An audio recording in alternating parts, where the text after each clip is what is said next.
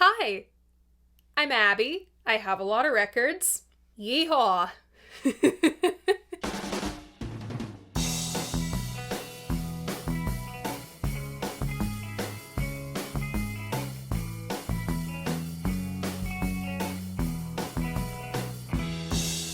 Should I have said howdy there? I don't know. This is, in fact, my first rodeo. So welcome back, or welcome if this is your first time here. Vinyl Monday is the who, what, when, where, why, and how do I feel about classic albums in my collection. If TV show length episodes aren't your thing, don't worry. I also do Vinyl Monday in 60 seconds here on my channel, over on my Instagram, as well as TikTok. It has been a few weeks since I was sat here for a proper Vinyl Monday, and I have been a very busy woman, so we're gonna rapid fire some announcements. Number 1, the Dolls Pod Beetle Girl miniseries has posted not one but 2 new episodes since the last time I was here.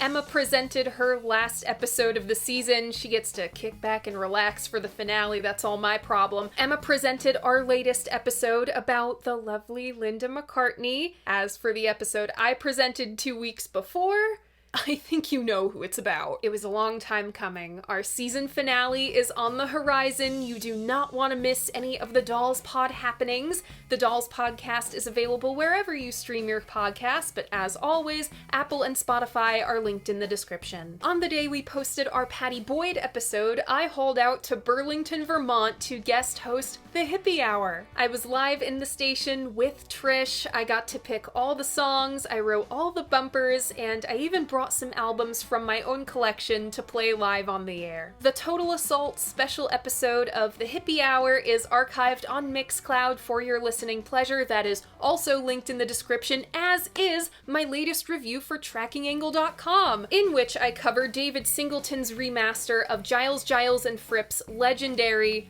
Brondesbury tapes. I gotta say, it's funny that I'm mentioning Total Assault and Giles and Fripp ahead of this week's episode. Such is Vinyl Monday. No 2 weeks have ever been the same. This week's episode of Vinyl Monday and our next were supposed to be a triplicate with Buffalo Springfield again back in, I think, June. But like the rest of this season, it seems that has not gone to plan. Literally nothing about Vinyl Monday Season 4 went to plan, but it sure does keep things interesting, and we are introducing a whole new subgenre to the show with this record. This week's album is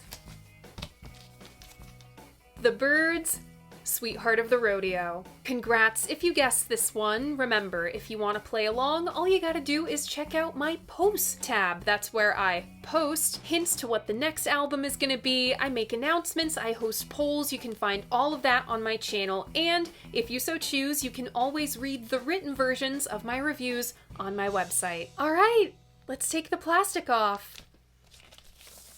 So my copy is an original. It's very well loved, but I think that adds to its charm. According to Angie Arajo, the Sweetheart of the Rodeo cover art is, quote, the seminal cosmic cowboy blueprint. It served up some nostalgic historical insight into the old Wild West frontier days by demonstrating some original sartorial outlaw chic, and helped start the stampede of rock stars acting out when men were men fantasies. The Sweetheart cover was adapted by Joe Mora's Evolution of the Cowboy poster from 1933. The Sweetheart of the Rodeo actual text is from the original poster. It seems the album was named for it. Now, 60s psychedelia referenced Art Nouveau a lot. The dandy fashion referenced the Victorians, and Biba style referenced the 1920s. There is not a lot of 1930s in the 60s at all. Cowboys, horses, and types of hardware, including stirrups, bits, and spurs, are arranged around the titular Sweetheart. It's like a catalog of handsome cowboys for the Sweetheart to choose from. This cover has been referenced a couple times, including by the Sweethearts of the Rodeo for their Buffalo Zone album. On the back cover,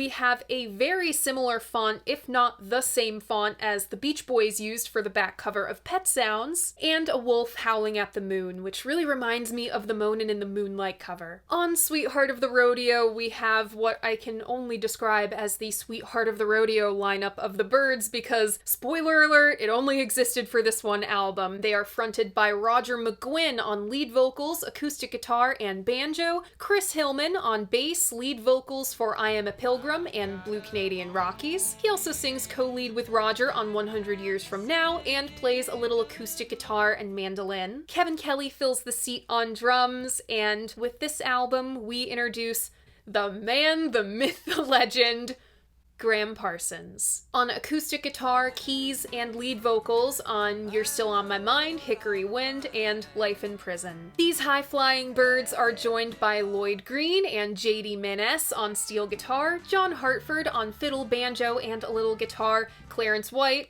also playing guitar. This is the Byrds, after all, they are a guitar band. Earl P. Ball on piano, and Junior Husky on double bass. Sweetheart of the Rodeo was produced by Gary Usher.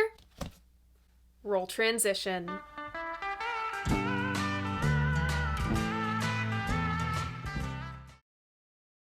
In the fall of 1967, David Crosby is ejected from the Byrds. He'll be fine. He links up with his new bestie, Stephen Stills. The three-piece Byrds, however, were not fine. Gene Clark fills in for a little bit, but since a main reason of him leaving the band in the first place back in '66 was his fear of flying, it wasn't much help to have him for tour, which requires flying. The Byrds never really stabilized themselves after Gene left, and David's departure is a main symptom of that. In December of '67, the Byrds' residency at the Whiskey A Go-Go is cancelled in favor of Big Brother and the Holding Company, and 3 Byrds become 2. When drummer Michael Clark leaves, Chris Hillman and Roger McGuinn are freaking the f*** out right now. They could be a 3-piece, but 2 was out of the question. Chris's cousin, Kevin Kelly, is their fill-in drummer. They managed to finish the notorious Byrd Brothers. But if they want to properly move forward as a band,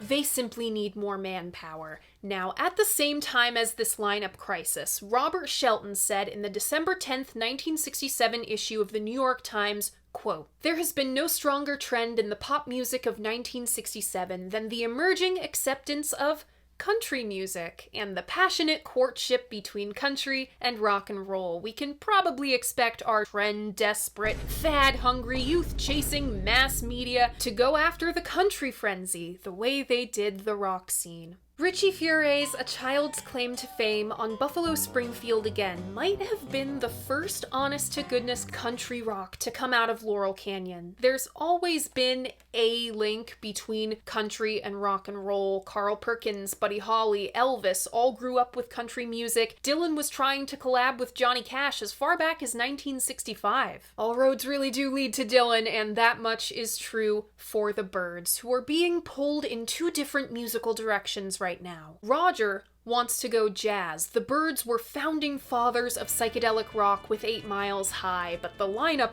was in such turmoil through 1967 that the guys were left in the dust by a movement they helped found. On the other hand, Chris is sick of being a rock and roll singer. Quote, "You walk down the street and on every corner you see a rock group." Literally. The Sunset Strip exploded through 1966 and '67. Quote, "They think just because they have long hair and wear an Indian morning coat that they're saying something."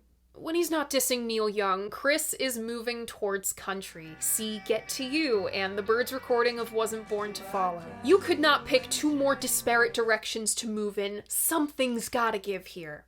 Enter Graham Parsons. The son of an Orange Orchard heiress and an alcoholic war hero, Florida boy Ingram Parsons was practically born to be famous. He had the charm, the charisma, not my type personally, but he did have the looks. Women wanted him, and men wanted to be him. He was a people magnet. He had big ideas, this cosmic American music, a mythic blend of rock and roll, bluegrass, folk, gospel, soul, country, R&B. And while he maybe wasn't the strongest musician, he had a deep well of emotion to tap into. Quote, even though he never spoke about his wealthy, weeping willow childhood, his grievous history had a hidden, unbidden hold on him. In 1967, Graham Parsons arrives in LA with his International Submarine Band, the other ISB. As the story goes, Graham bumps into Chris Hillman at the bank. They knew of each other and hit it off right away. Chris had a bluegrass group, the Hillmen, before this. Quote, I was playing in hardcore country bars south of LA with a fake ID when I was 19. But Graham understood the music too, and he knew how to sing it. Roger and I were a little jaded at that point, having been around the block, but Graham was ambitious, full of vinegar, and ready to go. Somehow, in February of 1968, Graham Parsons debuts as the Byrds' piano player. He could hardly play piano. You could never make a movie about Graham Parsons' life because audiences would be complaining about his ridiculous plot armor. Case in point, the dissolution of the International Submarine Band. Graham waltzes right into manager Lee Hazelwood's office and announced he was with the Byrds now and he would no longer work under Lee. Lee is like, hey Graham, you signed a contract. I can't just let you go. He'd have to relinquish the rights to the ISB name and all royalties from himself and his bandmates of their album. Lee didn't actually think Graham would say yes to something so insane, but in the heat of the moment, he did. Since Graham was a trust fund baby, he never had to worry about money, and he didn't have the foresight to see that he was screwing his band over. From author David Meyer, quote, by giving up the band name, he left his former bandmates unable to tour as the International Submarine Band with no way to support their own album. Graham's money protected him from the consequences of his whims. His bandmates had to pay the price of his folly. Meanwhile, back at the Nest, Roger has this wacky idea for a concept album, a double album telling the story of the history of the 20th century in music.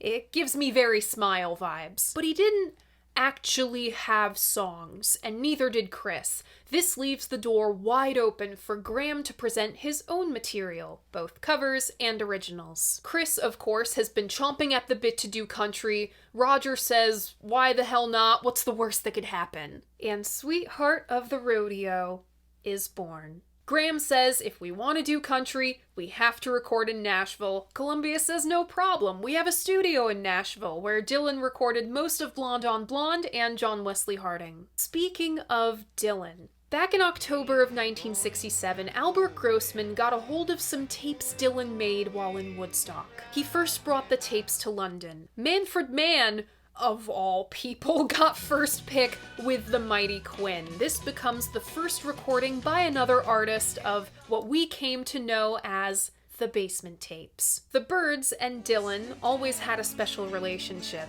A Dylan cover first put the Byrds on the map, and save for Fifth Dimension, every album since had at least one Dylan cover on it. After making their way to London and back, Chris was sent the tapes. Chris passed them over to Roger, who picked Nothing Was Delivered and You Ain't Going Nowhere. The latter was the first song the Parsons-era Byrds recorded for Sweetheart of the Rodeo. They had to get this song done first and fast. They needed it for country radio DJ Ralph Emery's show that same week. The show didn't go well. These are a bunch of folkies plus one Graham Parsons in a pop band. Who are they to record this stuff? They don't know nothing about real country. So begins the reception of the new Byrds, rejected by country and left behind by Byrds fans. But somehow, that radio show landed the Byrds a gig at the Grand Ole Opry. They were the first rock and roll band to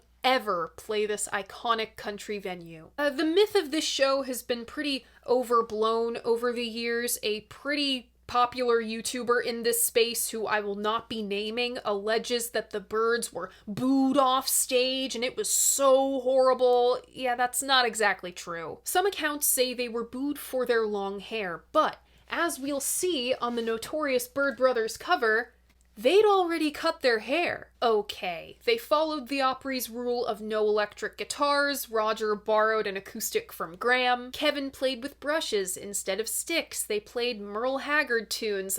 The organizers did give the guys a dressing down over Graham going off script and playing Hickory Wind instead of their planned last song, and there were hecklers shouting, "You're just a chicken, chip chip chip chip chip chip!" The show was fine. Vanderbilt University's show was fine too. You Ain't Going Nowhere and Hickory Wind, quote, drew polite but unenthusiastic response. The Byrds never had a reputation of being stellar live. That was the Springfield. This lukewarm response was also due in part to bizarre sets. They were playing half old stuff and half new. A review of a gig at Ciro's Club in Hollywood said, quote, "The sounds were distinct, and at times it seems as if two groups were playing, not one. Sometimes Gene would show up to the Hollywood gigs drunk as hell. The poor guy was spiraling over not being a Byrd anymore. When the guys played the strip, they had to have someone assigned at the door to keep Gene out." After a break in March, the Byrds resumed recording Sweetheart through April and May of '68. It was produced by Gary Usher, who'd produced the last two Byrds albums, and was engineered by Roy Haley and Charlie Bragg, who'd worked with Simon and Garfunkel and Bob Dylan, respectively. It was a time and a half. Gary and the Byrds were totally out of their depth with how the Nashville studio system worked, which was strict, fast, by the book, and done before noon. These guys didn't even get out of bed until 11:30. Gary had a bad reaction to his cold medicine. He was struggling big time. The roadies discovered moonshine, and the Byrds themselves were doing coke and heroin. It's just rock and roll, you know? It's kind of a miracle they got anything done. But they did. And the track listing of Sweetheart of the Rodeo goes as follows.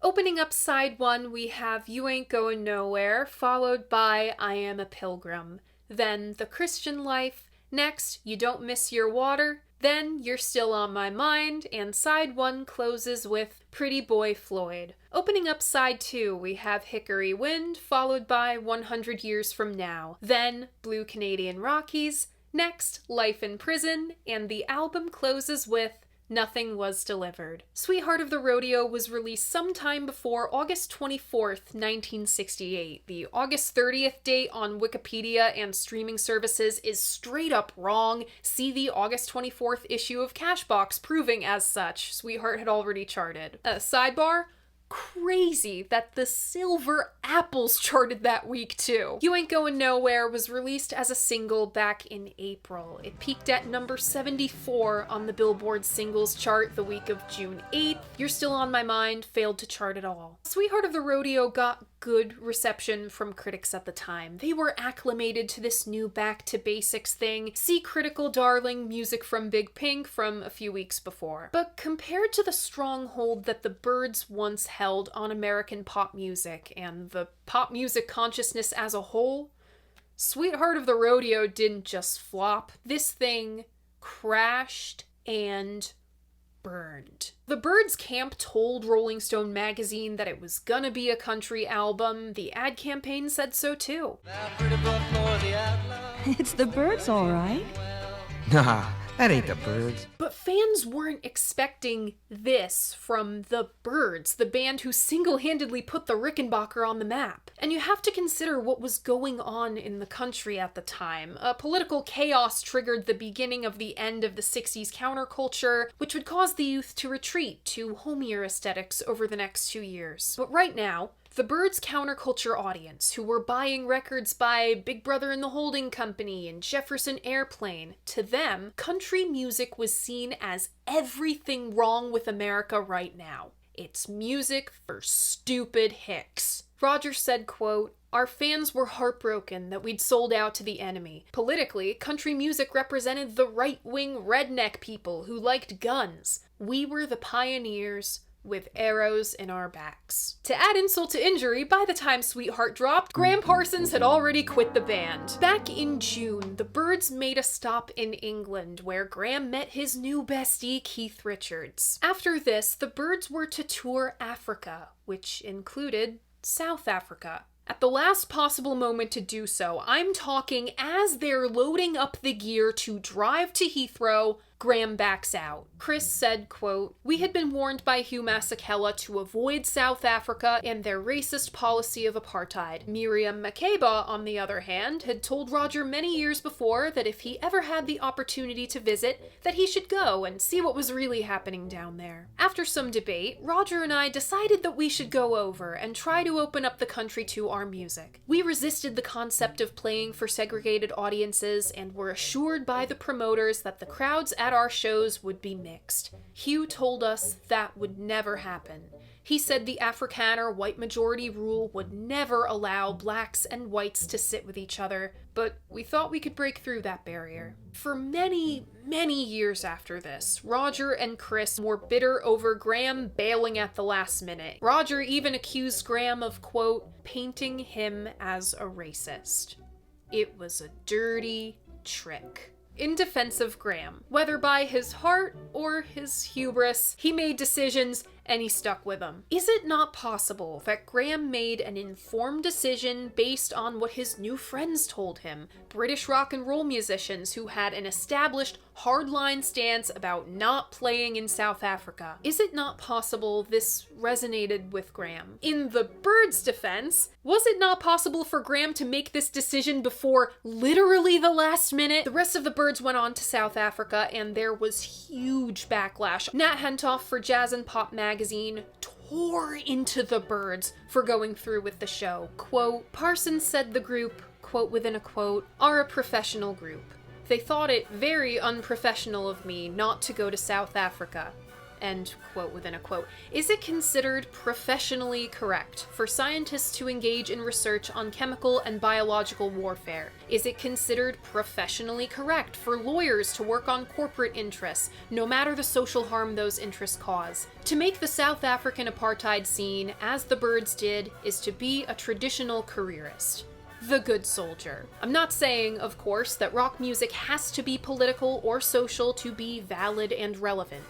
But, quote, "As the bread gets bigger, with all the attendant professionalism required when the material stakes are higher and higher, are they just going to go along in the professional manner of the Byrds?" Son of a bitch, this Nat guy predicted all the hippies selling out to be good little capitalists come the 1980s. Anyway, Graham left the Byrds over this. Once again, Roger and Chris are left scrambling trying to finish an album by themselves, and hello, legal trouble. Number one, Graham was still represented by Lee Hazelwood. Apparently, one of the reasons he was hired by the Byrds in the first place was because he was still under contract. But, number two, Graham was also represented by Chris's partner, Larry Spector. And number three, Graham wasn't actually signed to Columbia Records. Since he was rich as hell already and didn't need to worry about the money, he just took a salary. These three things came back to bite the Byrds in the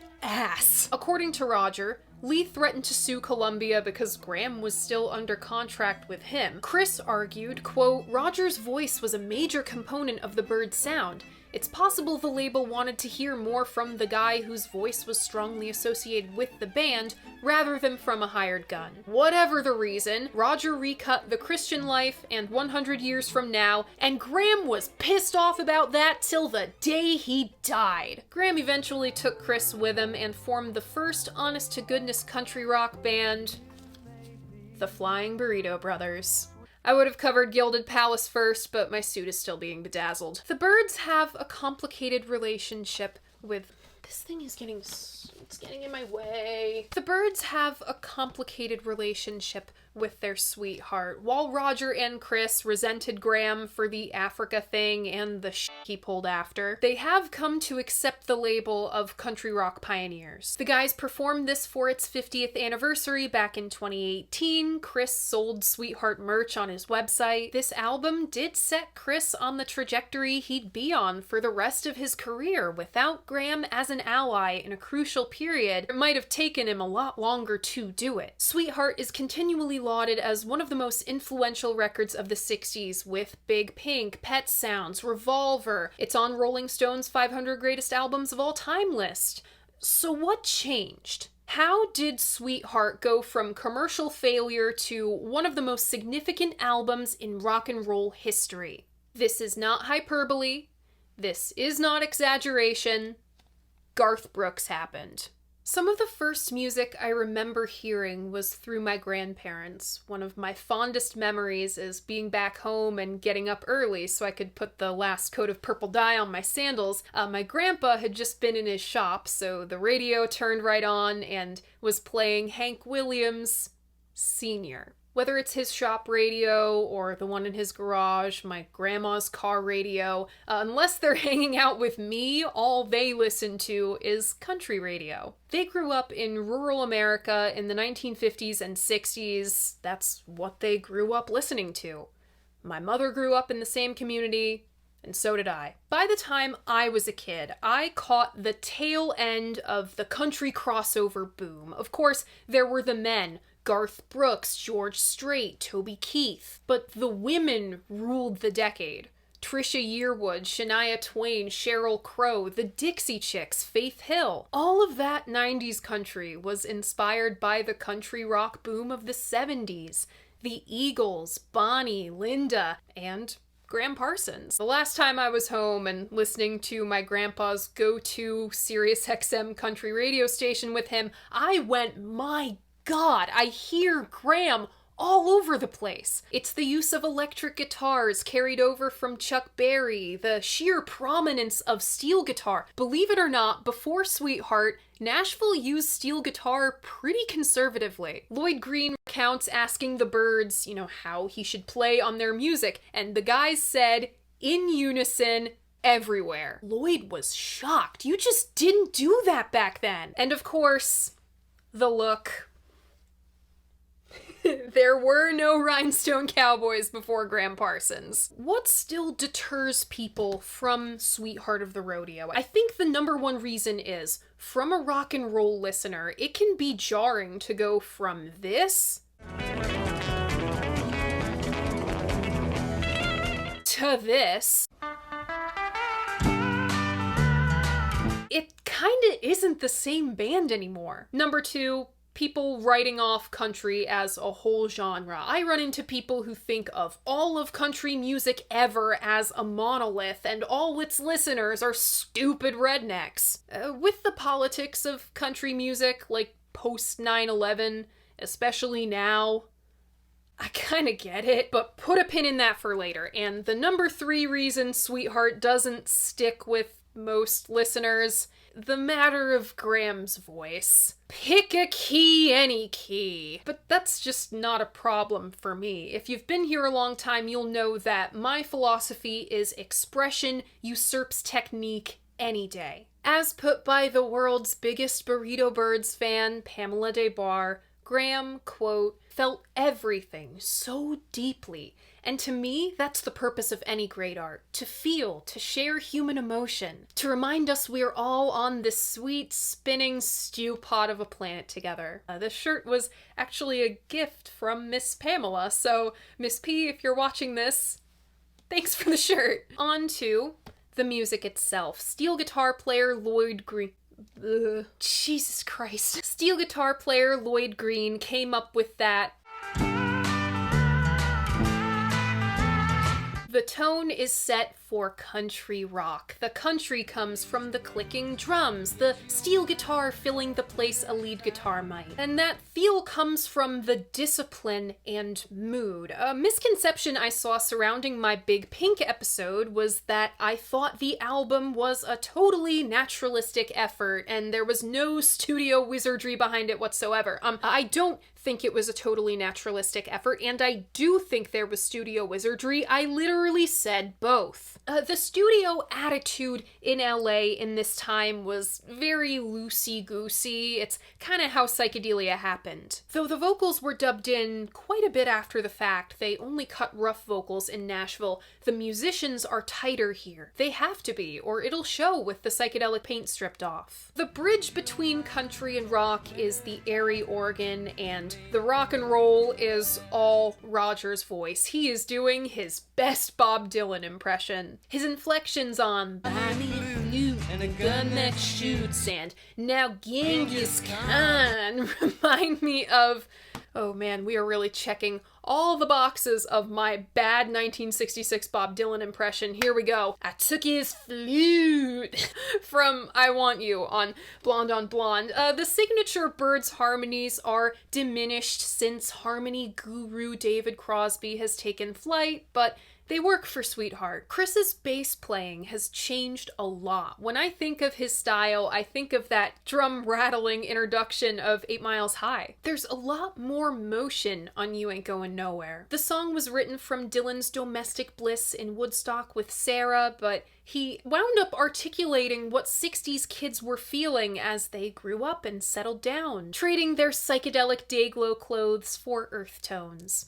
Strap yourself to a tree with roots. When you think you've settled into a homier interpretation of the Byrds, "Hello Country! I Am a Pilgrim" smacks you in the face with fiddle. Are you ready for the country? 'Cause it's time to go! It's banjo time, too. We hear a double bass and no drums. Why is "I Am a Pilgrim" such a favorite of mine from Sweetheart? It's because in the Byrds' hands, it becomes more than a song about Christianity. Though it is a traditional song about a pilgrimage, I'm going down the river of Jordan just to bathe my wearisome soul, it doesn't alienate a listener from the outside. Chris didn't like his delivery on this, but I love it. It's tender and not in any way preachy. It's simple, humble devotion. Faith or not, anyone can relate to feeling like a pilgrim and a stranger. It's human nature to make pilgrimages of some kind to some place to become part of something bigger than yourself. Take a rock and roll show.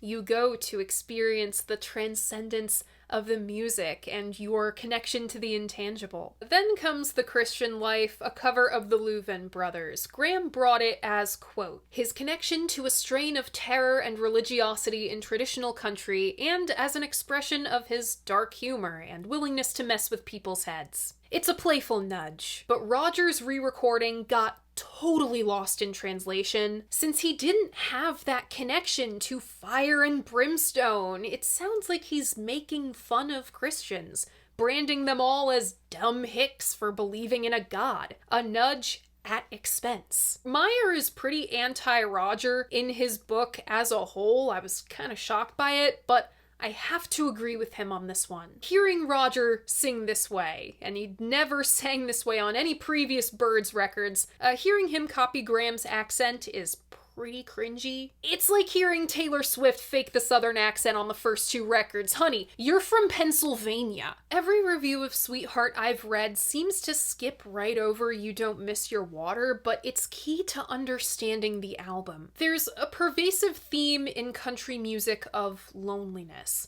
Achy, breaky hearts, if you will. This loneliness opposed the smile on your brother, everybody get together, try to love one another right now, man, attitude of the late 1960s. Gloomy saloon piano, weepy steel guitar. The narrator was blind to how much his lady loved him. He self-sabotaged and did her wrong. I was a playboy, I could not be true. He didn't treat his old lady right, and now she done left him all by his lonesome. You don't miss your water till the well runs dry.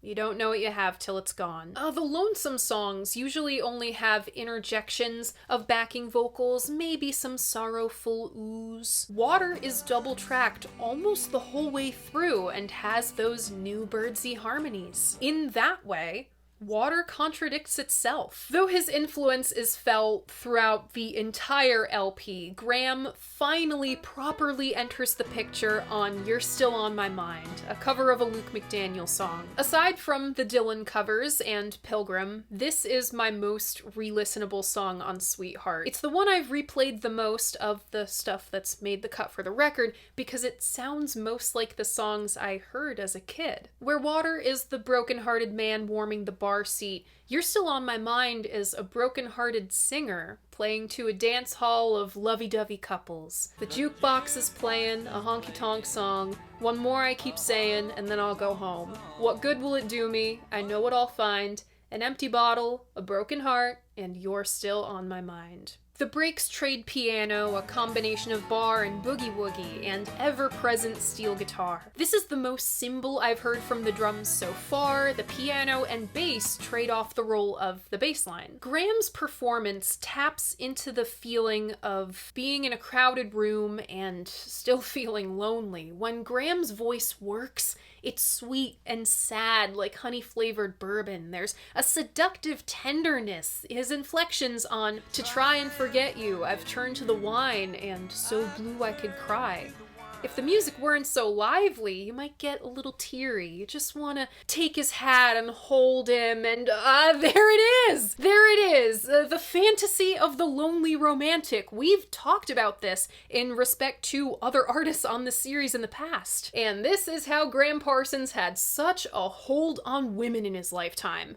And honestly after. The most overtly country, even bluegrass cut on Sweetheart is Pretty Boy Floyd, a Woody Guthrie song. You kind of forget that the Byrds were folkies. Before this, they were covering Woody Guthrie and Pete Seeger. Pretty Boy Floyd is in line with another classic country trope, the righteous outlaw. The titular pretty boy is a Robin Hood type character, feeding the needy on Christmas Day. But I have to admit, it's so overtly country, so bluegrass, that it even turns me off. Graham's two originals are back-to-back on Sweetheart, beginning with Hickory Wind. It's another classic tale of the country boy realizing, "Aw, shucks, I never should have left my hometown for the big city.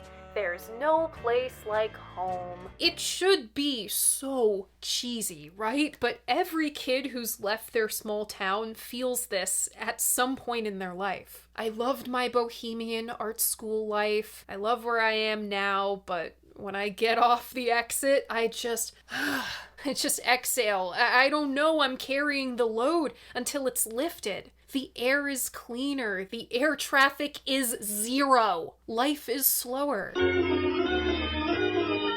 I've always been puzzled by the Byrds' reliance on covers. Don't get me wrong, they did a damn good cover, but some of their most memorable moments are originals, like Hickory Wind. More sorrowful piano and the airy backing vocals reminded me of classic country backing vocals. I thought of Coal Miner's Daughter. There's moaning dobro. Lloyd and JD are the unsung heroes of Sweetheart.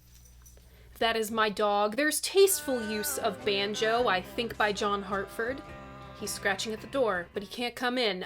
It's more like an accent than a full banjo line. Of all of Sweetheart, the second Graham original, 100 Years From Now, is most in line with the Byrds' previous output. I think that lies in Chris's bass playing. It's got that rigidity back. At first, I thought this was the most hippie song on the album, and maybe I was swayed by the group vocals, but then I took a closer look. Nobody knows the kind of trouble we're in. Nobody seems to think it all might happen again. This is the hippie movement from the outside looking in. There is no preaching of utopia. Graham is saying, hey, if we don't check ourselves 100 years from now, we're still going to be making the same mistakes. And wouldn't you know it, 56 years on, we are still making all the same mistakes. Gene Autry sang Blue Canadian Rockies in the 1952 film of the same name. It's another core trope to country and Rock and roll this time too. Missing your lady while you're away. It's not a standout moment on Sweetheart, and neither is Graham's rendition of Merle Haggard's life in prison. I really wish You Got a Reputation and the Byrds recording of Lazy Days made it onto the record instead. They're prime examples of this rock to country transition happening in real time. Lazy Days is a great song. Graham loved it. He recorded it 3 times, and he probably would have recorded it a 4th had he lived into his 30s. Sweetheart is bookended by Dylan tunes. Our closing track is Nothing Was Delivered. It's apparently about a drug deal gone wrong, but in that Dylan way, it accidentally winds up as a prediction of how the last couple years of the decade would go. With the hippie dream, too, one Dylan never connected himself to. Nothing was delivered. Now you must provide some answers, for what you sell was not received. There's karmic debt to be paid from that. Mayer says the song, quote, closes as a parody of the smarmy "We Love You, God Bless" finish to every country concert. Take care of yourself and get plenty of rest. But it's also the generational turn inward, back to the self. Graham and Chris witnessed the final crushing blow to the hippie dream. The Burritos played Altamont the next year. Country music is very much at the cultural forefront right now. Post Malone and Justin Timberlake have gone country. Cottagecore took over TikTok. You can credit this to the pendulum swing back to the conservative, but video essayists could tackle that topic a lot better than a review of a 56-year-old album. The exchange goes both ways. When I'm in the car with my grandma, we can't escape trap beats and auto-tune, 2 things once shunned by country music for being inauthentic. But there's subversion happening. Lil Nas X got famous and broke Billboard charts records with a novelty song. Sabrina Carpenter put a Dolly feature on her album, then released Manchild. Chappell Roan, The Giver. Beyoncé just wrapped her Cowboy Carter tour. She won Album of the Year for that album, and she's made millions off the tour. And Taylor Swift said her re-recording of her self-titled album is complete. At some point in the next couple years, Taylor fucking Swift will return to country music. Like it or not, that's gonna be one of the biggest music events of the decade. The whole of Sweetheart is better than its parts. This album is the Byrds falling apart. After this, there would just be one Byrd. It's not their strongest album, so why was I so interested in covering Sweetheart? This melding of pop culture and country aesthetics began long ago. It didn't start with the Byrds, but these deposed kings of the Sunset Strip teamed up with a Florida boy to blow the freaking lid off the whole thing. Sweetheart takes what I love in my adulthood, Laurel Canyon rock and roll, and places it within a musical language I have known for a lot longer, but it says so in a language I can understand. My personal favorites off this one are You Ain't Going Nowhere, I Am a Pilgrim, You're Still on My Mind, and Nothing Was Delivered. Remember, if you want to keep up with all of my favorites from all the Vinyl Mondays, I have a playlist linked in my description. I update it every week. And that's it! That was both the Byrds' introduction to Vinyl Monday and country's introduction to Vinyl Monday. That was Sweetheart of the Rodeo. What do you think of the Byrds? What do you think of this album? Leave a comment letting me know. I love hearing what you guys have to say about albums that I love. And remember, despite what some guy on the internet says, your opinion matters. If you like what I do here, you should like this video and subscribe to my channel. I post new episodes of Vinyl Monday, Monday mornings at 11, and a new episode of my podcast every other Friday at noon. Thank you so much for watching, and I'll see you guys next week. Bye!